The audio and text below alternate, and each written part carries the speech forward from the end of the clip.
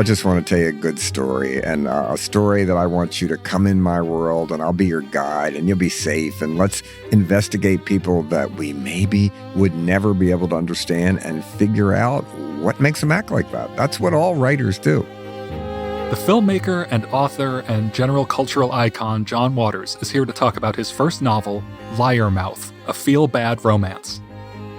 Plus, the Times' critics Dwight Garner and Jennifer Salai join us to talk about books they've recently reviewed. This is the Book Review Podcast.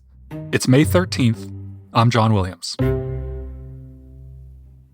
John Waters is here. He is perhaps a quintessential example of someone who needs no introduction, but it's too fun to introduce him, so I'm not going to pass up the opportunity.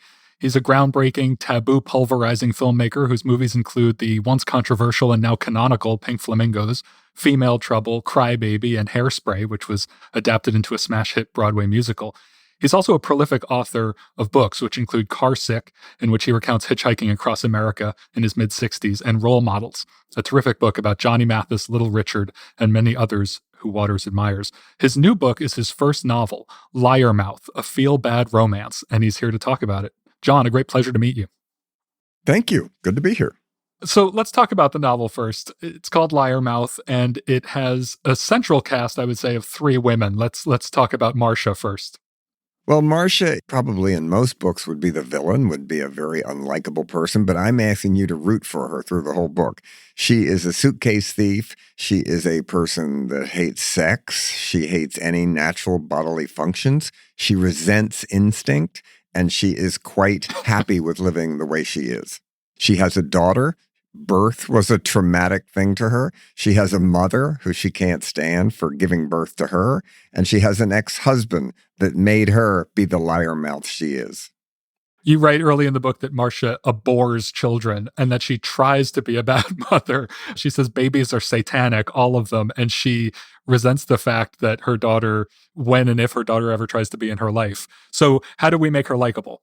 We make her likable because she's so crazy and so terrible that you can't believe it at first. And she's quite serious about herself, as all fanatics are. They have no sense of humor about themselves. And so no one in this book has much of a sense of humor about themselves, which I think can be played funny. The same way that when I made a movie, I never told the main thing I told every actor was never wink at the audience. Say it like you believe every single word.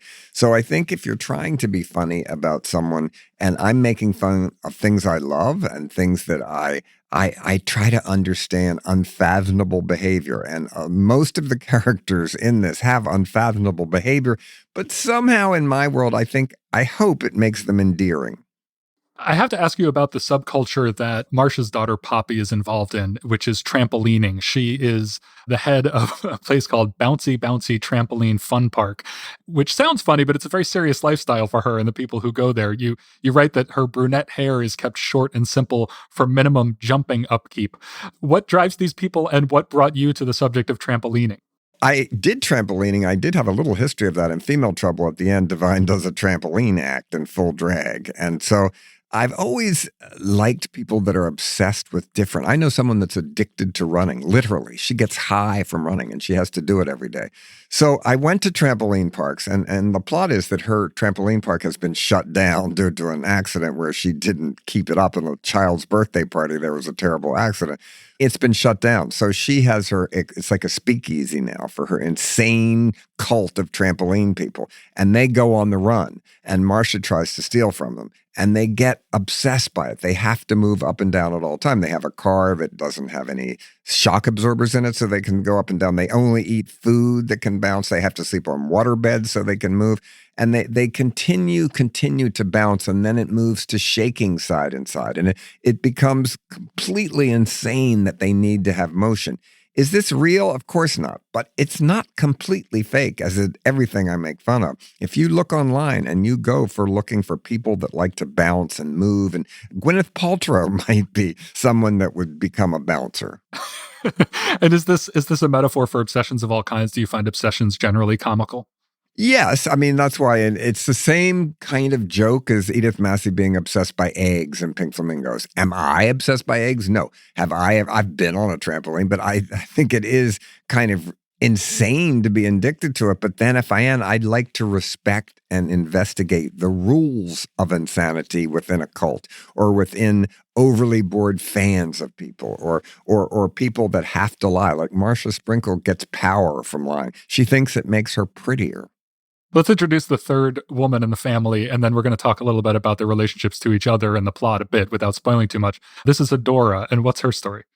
Her story is that she moved to New York to get away from her daughter and from Baltimore, and she runs a pet clinic for plastic surgery for pets. And this is not so far fetched. I believe it's coming pretty soon. But she does extreme pet surgery on celebrity pets too. So some dogs end up looking like Joan Rivers, like with that wind tunnel look, basically. So she is a radical pet plastic surgeon. And she has an animal that she has done so many operations on that it begins to think it's cross species, that the dog believes that he is a cat and starts living as a cat. And so there is a certain transitioning going on with her animals. You say that you don't think this is far in the future. It actually surprises me. I was going to ask if you know of any real life examples of this that inspired that plot. I read somewhere, and I'm not sure if it's true, that they have these things called nauticals. Is when you get your dog neutered and the testicles are cut off, you can put fake testicles back on so people think you didn't do it. Is this to feel better about yourself or the dog to feel better about him or Yeah, herself? so people don't think you're cruel. In case PETA's snooping around. I actually believe I'm beyond PETA in this book because I think I'm rooting for all animals to escape their owners and go back to the wild. So you put these three women on a crash course of sorts. What is the triangle and how does it work throughout the book? Marcia is trying to escape Daryl, her crime partner, whose salary is he gets to have sex with her once a year, and today is that day, and he ain't getting paid. She wants to rob her daughter to punish her for being born, and her daughter wants to kill her mother, which is Marcia, because she is always stealing from her. And then Marcia wants to kill her mother because she gave birth to her when she didn't ask to be. And then they're all trying to find her ex-husband who made her hate sex and is now the leader of an extremely bizarre sexual cult in Provincetown. Okay, so as you can tell, not much happens in the book. Yeah, no, I try to make fun of narrative in this book. I make fun of alliteration. I make fun of sexual writing. I make fun of experimental writing, I think. I try to parody everything about writing a novel. Was that the inspiration for it? The inspiration for it is like always, I just want to tell you a good story and a story that I want you to come in my world and I'll be your guide and you'll be safe. And let's investigate people that we maybe would never be able to understand and figure out what makes them act like that. That's what all writers do. And why a novel instead of a film? I mean, certainly the trampoline scenes would be very funny visually. They would be very expensive, too, with special effects, and the movie would get an NC-17, which we know is almost impossible to get financed today. This way, I didn't have to write about test screenings. I didn't have to write... Well, I had to worry about sensitivity editors. I guess that is a new form of twisted test screening. I had to worry about... No, I didn't have to worry about the cost of a scene because all the trampolining and the bouncing and the rolling and all that kind of stuff, it would have to be special effects in a movie. I read something about the sensitivity reader where it said that you had sent the book to one, but I couldn't tell if it was tongue in cheek or not. Did you go through that process? No, it really was. And you know, Bruce Wagner is the one that told me this horrible story about the sensitivity editor, and he got so furious that he just published his book for free. He was so mad. I never knew there was such a thing as this, but there is. And we sent it to one like many publishers do now. And she just never calls back. I don't know if she quit publishing or committed suicide. I don't know. But she would never call us back. Repeatedly, we called her, and she was a respected editor somewhere. I don't know what happened. So luckily, we just went with my editor, Jonathan Galassi, who is very understanding and is a really good writer himself, and my agent, Bill Clegg, and the three women that work for me that are brilliant copy editors, and then the real copy editor. We went through it many times, knowing that it's a different time in humor. But instead of cutting back, we made it more politically correct to be funny, hopefully. It's interesting to me because, you know, obviously on the one hand, you've always pushed boundaries to say the least, and that's been part of the glee in your work.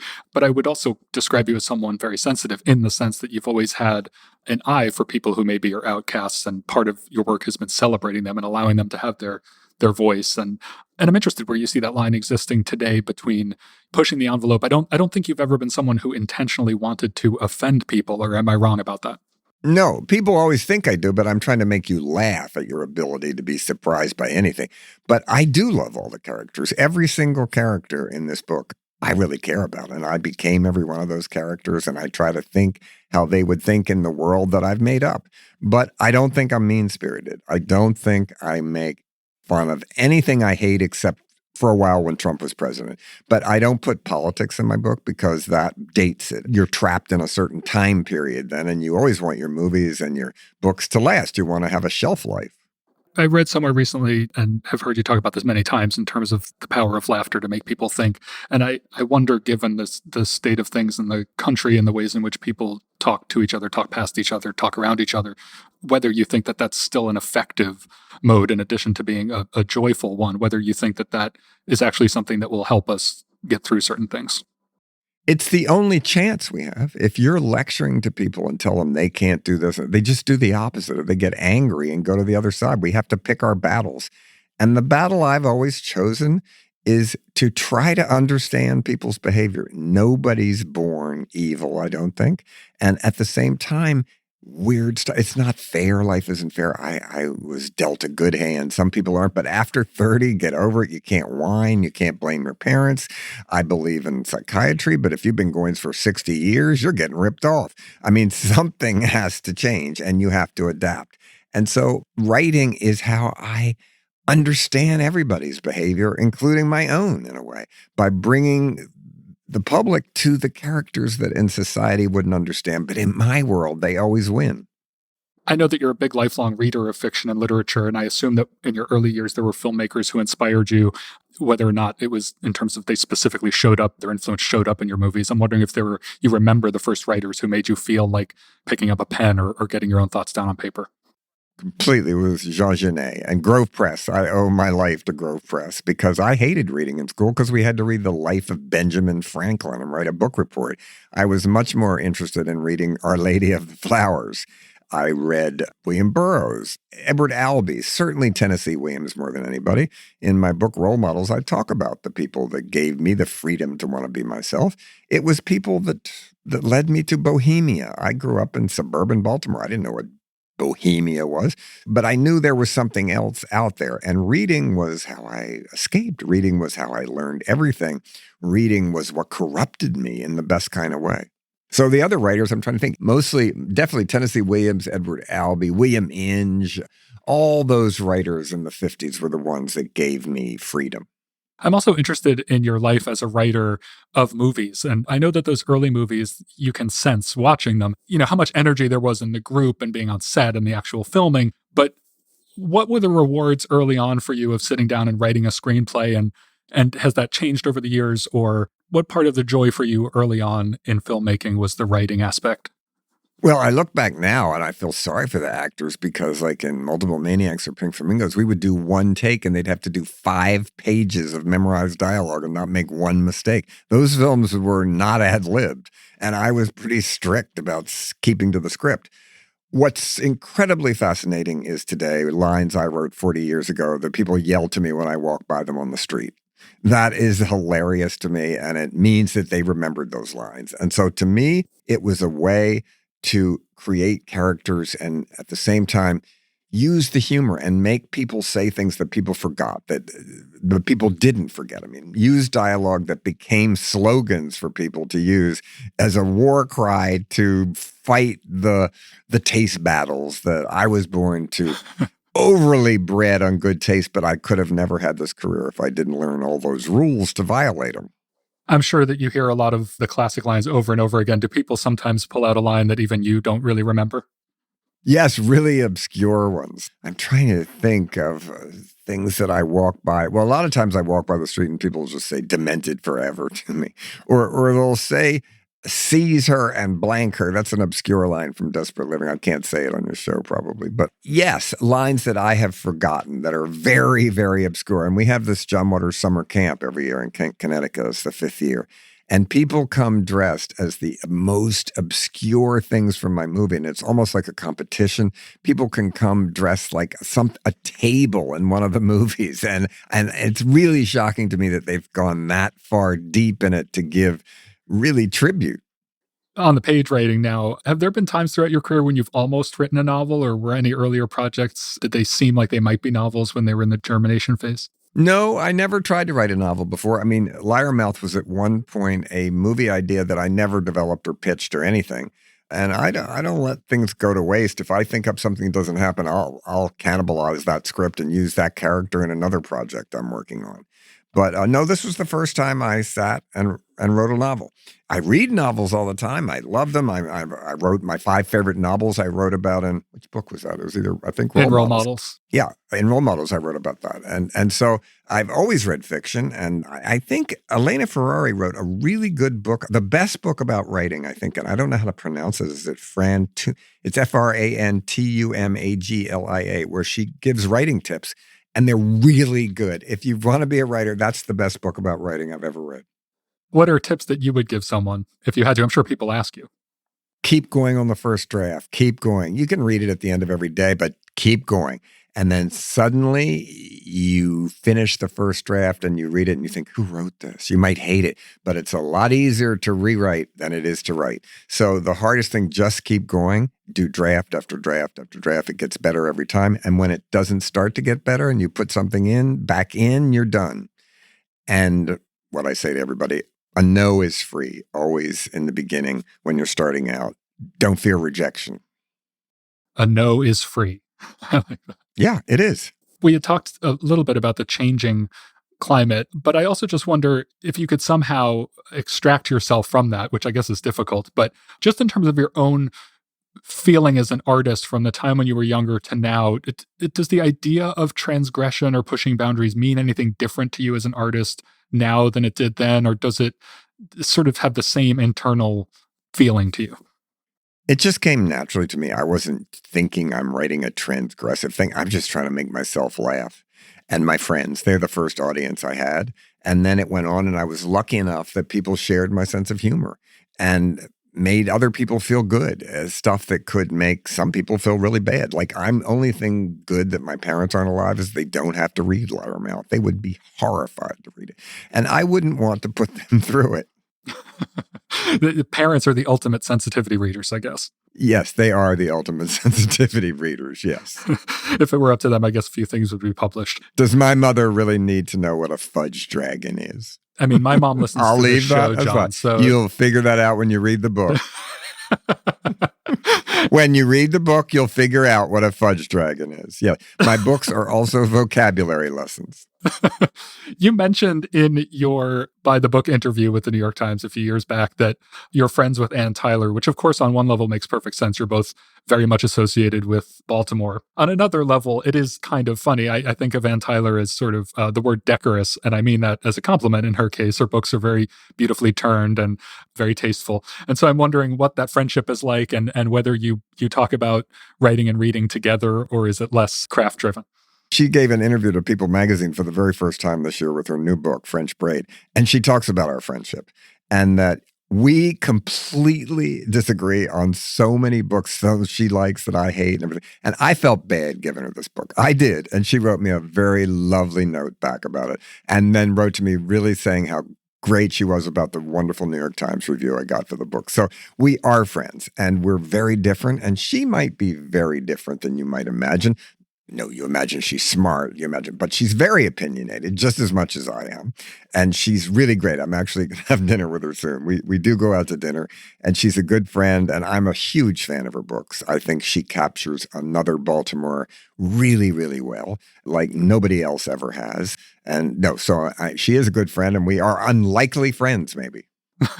Well, she's a very prolific novelist. And now that you've written this one, I wonder if there are more in you. And also, you've described this book as a dare to yourself, that as you've done so much in your career, you want to keep challenging yourself. So I wonder, A, are there other novels in you? And B, are there other challenges creatively that you've had your eye on or that you think you'd like to try?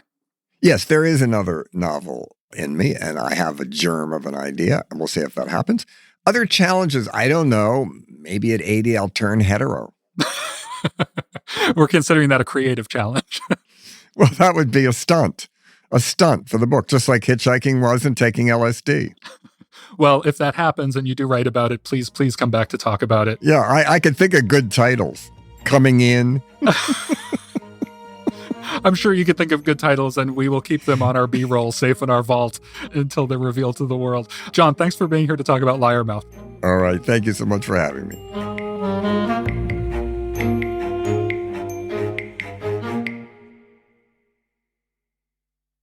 Liz Harris joins us now with news from the field. Hey, Liz. Hi, John. So earlier this week on Monday, Books had one of its biggest days of the year. The Pulitzer Prizes were announced. Who were some of the biggest winners? So the prize for fiction went to Joshua Cohen for The Netanyahus. The book is a fictional account of Benzion Netanyahu, who is an academic and father of the Israeli Prime Minister Benjamin Netanyahu, who arrives at a job interview at a fictional college in New York in the late 50s.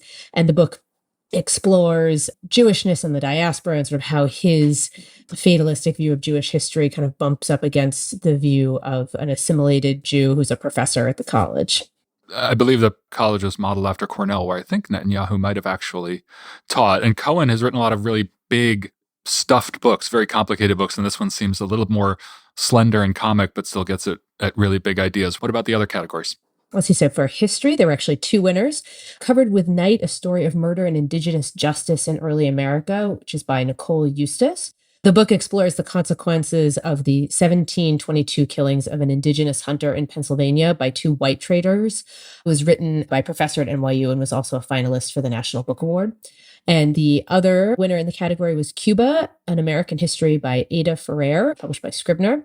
And that spans 500 years from before the arrival of Christopher Columbus to after the death of Fidel Castro. I forgot to mention, Eustace's book was published by Liverlight. So then in biography, we had Chasing Me to My Grave, an artist's memoir of the Jim Crow South by Winfred Rembrandt, as told to Aaron I. Kelly, published by Bloomsbury. Winfred Rembrandt is an artist who didn't start drawing and painting seriously until he was in his 50s. And this book recalls his life in the Deep South under Jim Crow. Poetry, the winner was Frank Sonnets by Diane Seuss, published by Grey Wolf. And this is Seuss's fifth collection, which she has described as a memoir composed of sonnets. And then the final category, general nonfiction. The winner was Invisible Child, Poverty, Survival, and Hope in an American City by Andrea Elliott, which was published by Random House.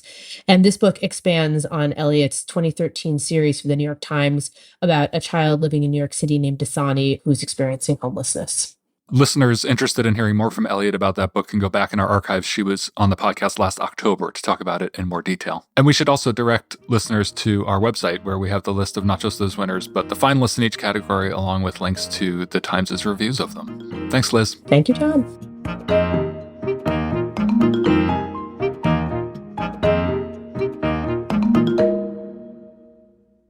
Two of the Times' staff critics, Dwight Garner and Jen Salai, join me now to talk about books they've recently reviewed. Hey, everybody. Hey, John. Hi, John. Dwight, let's start with you. What did you write about most recently? I reviewed this great book, which made me happy the entire time I was reading it. It's called Tacky, Love Letters to the Worst Culture We Have to Offer by Rax King. And, this was a book that came out last fall, and I think I remember seeing it. For some reason, it just slipped through my fingers, and the book review didn't review it either. And over the last few weeks, all the women in my life, friends and my daughter and my wife have been sort of passing around copies of this book and loving it and underlining bits in it and reading it out loud. And I finally picked it up. And, it's terrific. She writes about, she's defending the bad culture of the early aughts. And by that, I mean stuff like the band Creed and the Jersey Shore and the Cheesecake Factory and this perfume I didn't know about until I read her essay about it called Warm Vanilla Sugar. Do you know Warm Vanilla Sugar, Jen? No, I don't, actually. So That's probably a good thing. I have something to learn. Yeah.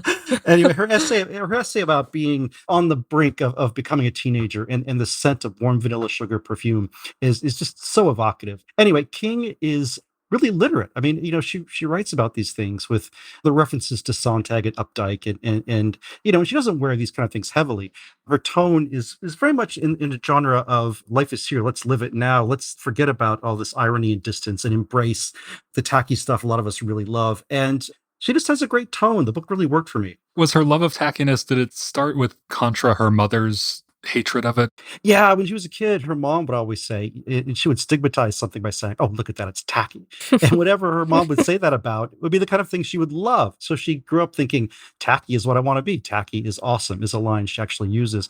And she just wanted to be the kind of person who embraced things and didn't sneer at things. And so when she talks about something like Creed, she's, I mean, I'm a little bit speechless, but I also, I wonder if it's like, is it a Chuck Klosterman kind of thing where she's trying to reclaim it, or does she just love it and doesn't feel the need to defend it with a lot of armature and cultural references and things? I would say the thing she does really well is get herself back into the mind. She really has an unfettered ability to remember what it was like to be 14 or 15 or 16 and just love something. And usually for all the wrong reasons. And Creed was like that. She loved the lead singer's hair. You know, she loved the unironic way he bellowed about life and about pain. And it all got to her. You know, it really got to her. And she can explain what that felt like as well as any writer I've read for a long time. I don't think she's trying to defend Creed in the long run, but she's defending herself against boyfriends who would sneer at her and say, you know, or Oh, snicker yeah. and say, you know, oh, why aren't you listening to Lou Reed? You know, and she's like, screw that. You know, I'm happier playing Creed in my car. And it's a fine line to walk. There's always the sneering boyfriend thing that I feel like when I read some of the defenses of guilty pleasures and stuff, that a lot of us have memories of the sneering boyfriend who didn't like what we liked. In your review, you also mentioned that she makes this distinction that I was kind of fascinated by between tacky and trashy. Yeah, she kind of makes. I mean, as I say in my piece, it's got to be a hard line to walk, especially as you age. Yeah. You know, Dolly Parton has done it, you know. But I think being really tacky, you know, at age 53 might be different than age 28, which she is now. But not to She's say, 28? I believe so. Okay. You know, she's 28 or 30. Okay. I don't know a lot about her. She doesn't talk about her childhood a lot in the book. She grew up around DC and she went to a good high school, but that's about all I know. She's been married once. You know, she talks about her love of falling for the wrong guys. And in the book, I don't write about this in my review much, but the book does have a semi-dark undertone. Some of these guys did not treat her very well. And I would say those are minority boyfriends. I mean, in a sense that there's very few of them. Most of them were kind to her. But there is this sense that she puts herself out there. It doesn't always work out. But part of her point is, if you don't put yourself out there, things will never go right for you. You'll never have a chance to embrace the kind of life she feels like she's embracing. I'm off to make my Creed playlist. Send me a copy. Jen, what did you recently review? I reviewed a book by Jeff Dyer called The Last Days of Roger Federer. Dyer is somebody who has a really impressive body of work, just following his interests. I mean, he's written about photography, he's written about T.H. Lawrence, he's written about his mentor, John Berger, he's written about spending time on an aircraft carrier. And what all of these books have in common is that he's an integral part of whatever it is he's talking about. It's always about something that's important to him, that strikes him in a particular way, and to varying degrees of success, he's managed to pull this off. And this book is a return to the kind of essays that he has done in the past, where he's taking different bits of the culture and seeing how they fit together in terms of his own life and connecting it to his own intuitive responses to things. And then also weaving in some really impressive insight and criticism about art and artists. So, Jen, when I first saw the title of this book, I assumed that it might be a David Foster Wallace-esque book about Federer and tennis, but that's not quite it. There is a bunch about Federer, but there's also a ton of stuff that doesn't have anything to do about Federer and tennis. He really is talking about ideas of lateness, last days, retirement, late styles, late games, last games, all these kinds of endings or approaches toward endings. And Dyer also weaves it into his own sense of his own frailties, I guess. He's in his 60s now, although he also is very adamant that he's not really interested in his talking about his own mortality per se. That's not really a subject that he says he gives too much thought to. And he says that he really thought about this book at some point. I think toward the end, he says that it was really something about congeries of experiences and observations that he wanted to get at. And it really does read like that. It's sort of a collage of things. And there are parts of it that are really insightful and moving. And he's had a long career just following his own interests. And this book isn't really shaped in such a way where necessarily every single bit of it seems compelling or relevant. And I think that he would say that that's probably part of the point. But I think as a reader, I think either you respond to that or you don't. And there are parts of it that I felt like we've been over this terrain before because he has written a lot about himself in the past and his own interests. Zadie Smith said somewhere that Dyer is always on a quest to understand someone else's quest. I don't know if that's true in this book. What really did strike me in your review was the idea that he wasn't that interested in talking about his own mortality, because I figured that now that he's in his 60s, which is a little astonishing, because as you say in the review, there's a kind of boyishness to him that's always been part of his appeal too. Like he's the sort of Oxbridge student, who's out in the world experiencing things for us. But I figured that given his previous books that he'd be kind of ruminating on his own thoughts about all this and his own aging. He talks about aging. He talks about bodily impediments to playing tennis, for instance, that he himself has experienced. But he also makes very clear that he thinks that the risk of a man, especially getting older, is this tendency toward grandness, which he thinks is really a repulsive trait. In a way, he's almost strenuously fighting against that. And so, obviously the COVID pandemic comes up in the book because he was writing it as all of this stuff was happening. And he mentions it at various points, but like in one extended passage, it's about how for a long time he really made a point of never buying a bottle of shampoo again because he was on this quest to really only get free shampoo at hotels. And so there's this, there's this long passage about it. And he says, why am I bringing this up? Because it sounds so ridiculous, but it wasn't only meaningful to me, it was almost life defining. And it's interesting, I think, for everybody. I mean, everybody in the world has been connected to this pandemic in some way. You read that and you're like, really? But I think that that's part of his whole thing, which is that the little things are important and that he doesn't necessarily want to get into all this lofty, high-minded talk about one's mortality. But I think at the same time, that's one of the things that I found a little bit exasperating about the book is that there's a way in which this whole sort of anti-grandness that he's really trying to put forward becomes its own kind of grandness. He's like, I'm going to talk about the shampoo bottles now because that's as if that's important. Right. That's super important because as Nietzsche said, et cetera, et cetera, et cetera.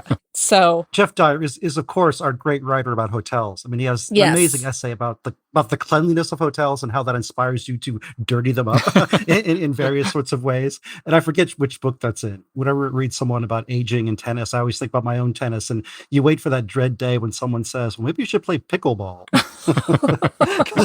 which is a sport I've never played, but people tell me it's coming for you once you're over a certain age. Well, I think it's interesting. I think all three of us are fans of much of Dyer's work. Your review gave me a lot to think about, Jen, in terms of the things I've read and the things I haven't yet by him. So I'd suggest people also read the full review online. Let's run down again what you both talked about this week. I reviewed Tacky, Love Letters to the Worst Culture We Have to Offer by Rax King. And I reviewed The Last Days of Roger Federer by Jeff Dyer.